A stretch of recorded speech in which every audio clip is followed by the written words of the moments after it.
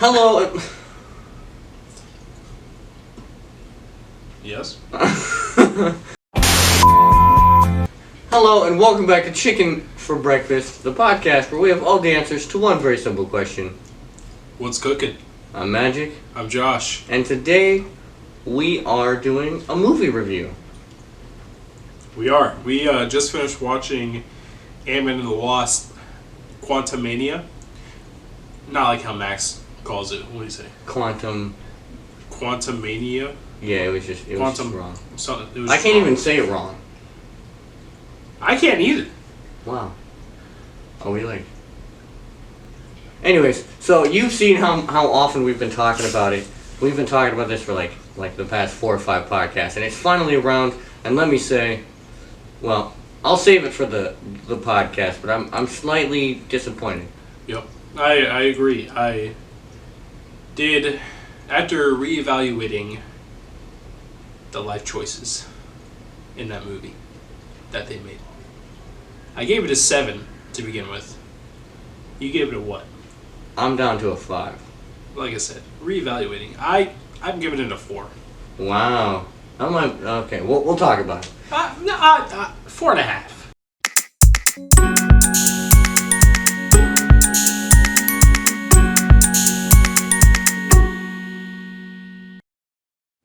Welcome back. We've got Josh here on the podcast. Socials are gonna be linked up here. Yeah, and we just saw Quantumania. Let me tell you, not a lot to talk about because it was kind of a cut and dry kind of movie. Like there weren't a lot of. Yeah. The most exciting part was the post-credit scene. I was really hoping for a big fight. And from what I saw, no. Like, it was a big fight. But it wasn't like, a Marvel fight. You know what I mean? Like, a Marvel fight is kind of like how when, they fought, Ultron in Avengers, right? It was like big war, there's a lot of people getting hurt. But this one, it just seemed like it was there were a lot of people getting hurt. Yes, but it wasn't like the main character. They didn't show a lot of the main characters fight. It wasn't as much, I guess, action. It was like I wanted to see, Ant-Man fight. What was Kang? it? Kane. Kang with a G. Kang with a G. K-A-N-G. Kang. I wanted to see him fight Kang a little bit more, not get swept away by a pool full of ants. Yeah. But then only to pop up when he's about to leave. And then it was just he was getting his butt whooped. He had no chance. Kang was just God, and he was just a speck of dirt. He's like spit on. Well, I want to start with where I was going into the movie. So I went into the movie thinking one of 3 things. Number 1, Ant-Man might die. Number 2, somebody is going to die. And number 3, Robert Downey Jr. is going to be in this movie. Spoiler alert, there's broccoli. This whole video is a spoiler alert. But yeah, there is broccoli. I made a Broccoli Rob joke, even though I have no idea what Broccoli Rob is or who Broccoli Rob is. But there was a funny joke made about it. What is Broccoli Rob? I have no idea. Okay. Alright, moving on. But Robert Downey Jr. was not in that. Can confirm. Ant-Man did not die. Confirmed. Yeah, because you watched the movie.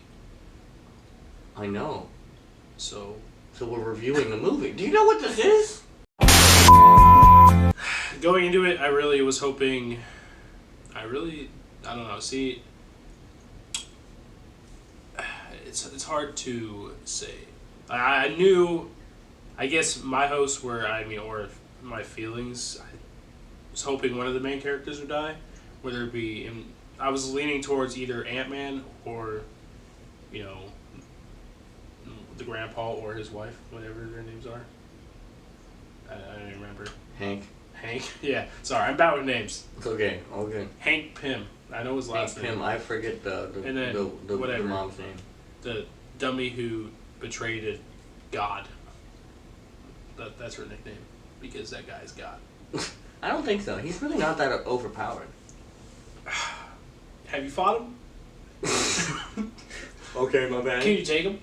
Probably not. Alright. That doesn't mean an ant could take me, bro. Anything could take me. That doesn't make them a god. Like, you could take me right now. That doesn't make you a god. Well, I mean, I want to do that to you. I was going for the shoulder. Let's say, because I love you, man. I love you. Anyway, I'm really tired right now, so I'm like. I also thought that his daughter, like, I thought she would have had more screen time than what she did. What do you mean? She was like the entire movie. Like more. Like I wanted to see like her, like develop her skills more. I wish we would have got more backstory into that. Rather than just be like, oh, I did this for the 5 years you were gone in a blip. That's and they just jumped right into it. Not like, oh yeah, this is how I learned to do this. Dad, you can do this. Well, how old is she? I would say maybe 17. No. Okay, that's fair. So if she's 17. In the movie, at least. When the Yellow Jacket was there, she was like 5. She was 5. She was 5. And then the next movie, Endgame. Like that's only 5 years, maybe 7 years. Right. So the timeline of that character specifically seems kind of off. It does. Grew a little bit too fast. Yeah. Yeah. No. Yeah. You are right. It just seemed like from the second Ant-Man to Well, I Ant-Man mean, and the Wasp. It depends on how far they like jumped in time. From the first one to the second one. Yeah, from the first and second one, and then from Endgame. I'm saying from the second one, we know that from the second one to the end of Endgame, that is 5 years. Yeah. So she, in the second, in Ant-Man and the Wasp, she looks like 10. Right. Yes. So then 5 years later, she'd be 15. So I don't know. It just seemed off. She could be 15. They never specified her age. Could be a growth spurt. Could be a growth spurt. I mean, I get, yeah, she was in, a good portion of the movie, but I wish she would have been like. She wish her character herself would have had a better arc. Yeah, like more skills shown, like, hey, or when her, Hank, and his wife were, they were working at. I wish she would have put more intel into that, because they're just like, oh no, we're just working on something secret, and they don't say anything. You only know she has a suit. And then as soon as you figure it out, they all do. Yeah, she has a suit. She can shrink. Can't punch anybody worth crap. That's okay. Okay, but for real though, really quick before we continue this conversation, make sure you like and subscribe. But also, we have a crazy story. So what happened when we tried to get the tickets? Before you get to that, make sure you hit the bell icon. That way you're notified every time he uploads a video. Yeah. Are you subscribed? I am. Do you get I've that? been subscribed since day one. I do every time. I was gonna say you were actually here when the notification popped up. Yeah, day one. Day one. OG, you should have wore the shirt. OG. The shirt is in the wash right now. I wear it to work though. I represent. Funny story. Magic had bought the tickets, and he goes and gets on his phone, scrolling through. He's like, "Oh, they added it to my calendar, dude." And I was like, "What?" Shows me his phone, and I was like, "No, this is just adding an event to your calendar." And he's going through like his 100,000 emails. That's a real number, by the way. 100,000. Yeah, that's real. He's like, "No, can't find it." Types in Cinemark, yeah, whatever. Can't find it. Goes up, and he's like, "Hopefully they can take this, otherwise that's gonna be awkward." Guy takes it in. He's like, "Oh yeah, you're good." And then he goes, "Look at me." He goes, "You guys might be asked to show your ID because you're never gonna guess this." He said, "Because you look a little young." I'm 26. I don't know. It sounds like a compliment to me. But when you're 26, you don't want to be like, "Yo, you look young." I don't even get ID when I go buy alcohol. I don't know. I think he was. Maybe he's trying to pull a joke. It wasn't funny. I'm like, yeah, well, that's why you're behind that desk and I'm out here watching the movie. See, I don't know. That Loser. I don't know that that's solid insult. Yeah, well, that's why you're working and I'm not. Yeah. You gotta get the bag somehow. I respect it. That's fair. But no, he's probably seen the movie. Probably gets free movies. He's like, yeah, well, you're paying for it. I'm like, well, yeah, well, you got me there. You're the idiot who didn't sign up for email alerts. So. No, Johnny, I think Johnny messed it up because he had he logged in as a guest. So, yeah, 100% that was on me. He paid for it, but But then we went and saw Quantumania. Anyways, So, I haven't watched all of Loki, but I do know he was in it, and you had mentioned something about that. And then you were kind of confused as to how it ties into that. And then you found out at the post-credit scene. the second one, The second one, he was stunned. I was absolutely He was baffled. Drop-jawed. Yeah. And, yeah, so I feel like maybe he was good, and then, the rest of him are evil, so maybe that version of Kang and Loki was somebody he was trying to stop, because they're the ones who, banished him. So here's what I gathered from the movie that we just watched. So, Kang, when you see him in Loki, he's talking about you have two choices to make. It's Loki versus Sylvie, which is an alternate form of Loki. And you haven't seen this show, so this might be a spoiler for you. But I'm going to go for it.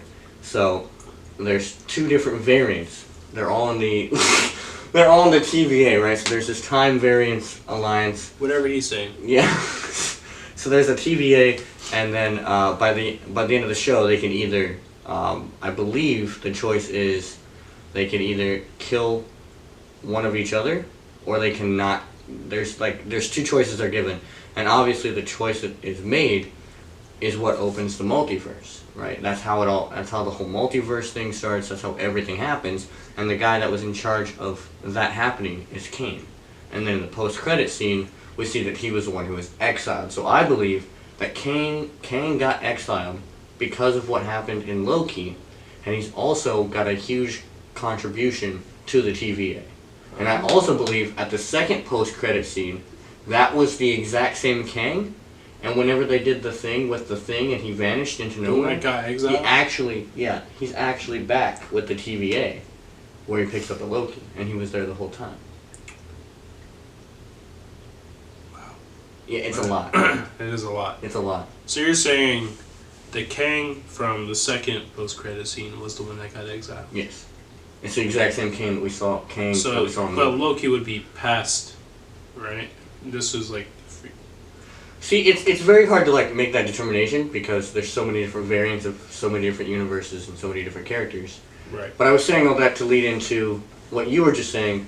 The however many million Kangs that were there. I don't think he was trying to stop them. I think he's trying to shut down the multiverse because he opened it in the first place. They got opened in the first place because of Loki. So I think he's just trying to shut that down because he warned them against doing it in the first place. So I think he might be the good guy. In a way, he might be like. But he's just going about it the wrong way. Yes, he's like Thanos. He has the solid idea, but he's just not handling his problems like a normal. Thanos was just okay. I get that, but see, I don't. But what would be the bad uprising, I should say, that he was talking about? See, that's what I don't know. And I don't think we're supposed to know, because they foreshadow it really hard in the movie. I don't think we're supposed to know. I know right now. Paul Rudd, Ant-Man, he was talking about it when, after they defeated him and everything. He was just like, oh, he said something bad was going to happen if he wasn't set free or whatever. But it's like, who knows if that's... I mean, I feel like it's going to come because we got, a whole new phase coming. And Guardians coming up next. I mean, will that tie into that? I mean, because they are in the galaxy. The way that I could see the Guardians tying into it is because I know in this next Guardians movie coming up, they're going to be fighting the Gold people, who I also believe have something to do with the Time people. I could be wrong about that. Like the Gold people from the first one? Second one. The end of the second one. Yeah. Because they steal that stuff from them. Yep. Yeah. But I don't want to get too far into that movie right now, but... That's fine. I really think that this is... I thought this was going to lead into Shang-Chi. I'm not sure 100%. See, I have to watch Shang-Chi. Yeah, you have to. Because, I wasn't too enthused by the trailers for it, so I guess if I'm not enthused, I don't want to watch it. So I'll say that I share an opinion with somebody on, Shang-Chi itself is it's a solid movie. It's like a generic storyline in a way, and it always ends with the big CGI fight. But it was solid. I enjoyed it. There's one character that's really annoying, but I don't know. There's always that one guy. I know, right? Like in this podcast. I'm not gonna say who the annoying one is. Leave a comment down below on who you think it is. It could be anyone from any episode. Whoa! What? What? Real talk though, I might raise mine up to 6 because we were actually talking about the appreciation of villains, and like Kang is ruthless. There's no comic relief. No, seriously. He doesn't mess around. He literally almost killed Ant-Man. Like he legitimately did not care. He killed so many people. And that was with no powers. It was a full-on fist fight. Right. Like he was just beating him down. Yeah, he also has temperament issues. Yeah, I mean, you have that. But I mean, if it wasn't for the Wasp, Ant-Man would be dead. And I thought for sure that's when he was gonna die. I was like, oh, this is it, because he was getting. I think you thought it was. I sat up and I was like, I was getting ready. Getting ready to cry. I'm like, because he says, I don't have to win. We just both have to lose. And I was like, oh. Yeah. I was like, oh shit. And then he's talking about like as he's beating him down, he's like, yeah, you'll never see your daughter again. I'm like, well, that's it. I mean, you got one good punch on him, and then he just got struck down. Yeah, man. I don't know. I think it's 6. It might be a 6. It was. It was pretty good. I'll give mine a 5. I mean, I gotta really appreciate CGI in that. Yeah, and I mean, it is really hard to do with CGI stuff. The more you replay the whole fight scene and everything in there. I mean, there wasn't a lot of comedic relief in that movie as there is other Marvel movies. I will say this, it was 10 times better than Thor: Love and Thunder. And, that is true. And when I watched that, I thought Thor: Love and Thunder was going to be great. I mean, I thought it was a weird title, and the trailers were kind of wonky. No. That whole movie was like a solid. That was bad. 1. Yeah, that was bad. Like probably like Rotten Tomatoes probably gave that like a 2%. That's what we should do. A new video idea. Let's guess like a Rotten Tomatoes. We did do that once, but we can do it again. Round 2. All right, fine. I mean, our last segment didn't work out because we got cut short. Yeah. Twice. Yeah. But yeah. Anyway, this is a different story. So. Overall, I'm gonna say 5. Yeah, 5 out of 10. If you're really into CGI, it's definitely worth a watch. I mean, but if you love the Marvel movies, like you're a diehard fan, obviously you guys are probably gonna be like, "No, dude, it was a 10 out of 10. What are you thinking, bro?" All right, we gotta talk about one more thing really quick before we wrap things up here. What in the actual frick was MODOK? Like, actually. Oh, dude, that's why I said it gives Spy Kids vibes. I kid you not, if you look at Spy Kids, right? Spy Kids, what was it, 3 or 2? 2. Spy Kids 2. I swear that girl is the chick from Spy Kids 3. She looks like. I'll show you a picture of it after the podcast. Actually, here I can show you right now. We can pull it up on the screen here too. Yeah. But yeah, it definitely gave that. Yeah, but it was like the whole MODOK vibe, man. And he was like the big Mr. Electric. Yeah. Well, and it's funny when you said Spy Kids, you were like, "Oh, it reminds me of that guy from Spy Kids," and I was like, "George Lopez, that one guy." Yeah, seriously. Yeah, MODOK was kind of nuts. Which we when we had the podcast with Jordan, the one seen right up here, when we did the one with Jordan, we talked about how crazy MODOK was about to be. Yeah, that's why I was like, Spy Kids, bro. That's wild. The image will be up here. That's wild. You can probably find a. We'll put like a there's a better one. That might be, and it's purple, bro. That's what I'm saying. That's nuts. That's nuts. Did we just watch Spy Kids? But no, yeah, Mr. Electric, and I was like, bro, but Murdoch. What's his name? Darren. Darren is back. I felt like that was a way out. And he's got a big head, tiny arms, and very tiny legs. I felt like that was a way out, dude. Like I don't think MODOK should even really been a part of the movie. It was weird. I mean, I feel like they should have left him dead because I mean they really just added him in there like because we all assumed he was dead because we didn't see him in the second one. There's no hint of him at all in any Marvel movie leading up. Well, and then he ends up changing and doing the whole hero arc of like, now I'm a hero. Now I'm an Avenger. Darren's an Avenger. Darren's an Avenger. Spoiler! Again. MODOK becomes an Avenger? That's the thumbnail. Yeah.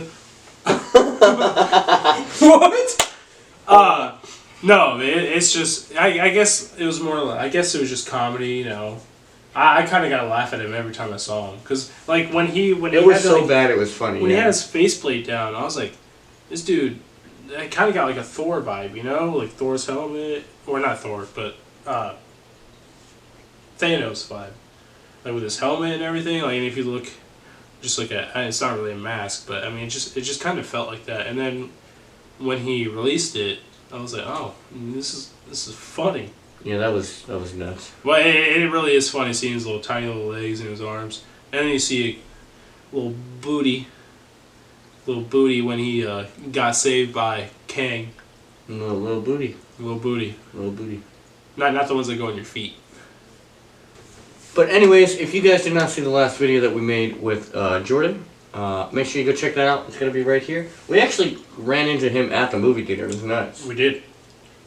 Yeah, it was like, we walked in, we got our seats, and I was like, excuse me, sir, I think you're one seat over.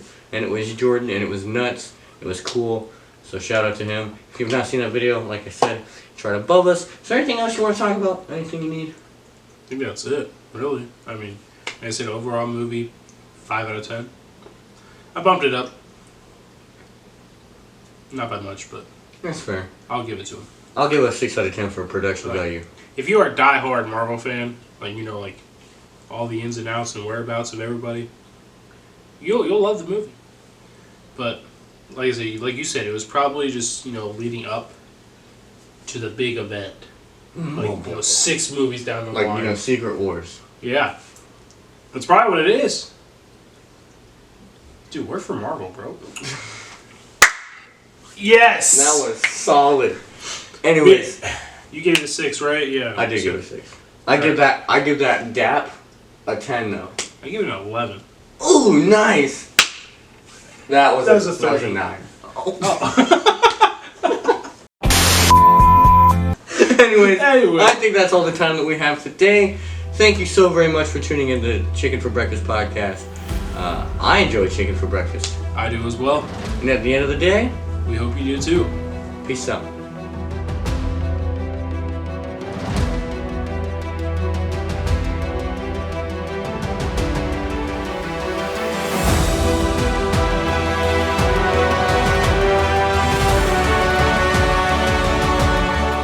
Hello and welcome back to Chicken. Alright, let's do it. Chicken for breakfast, throwing it back. Don't bang. Oh yeah. Want a piece of beef jerky?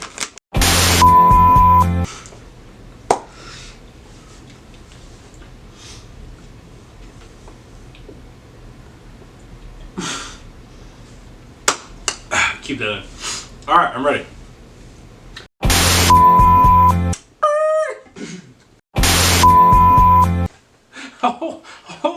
Where is this podcast going? Downhill. And if you want more content like this, make sure you subscribe to Chicken at Night, where we might have to do it sometime. I'm telling you.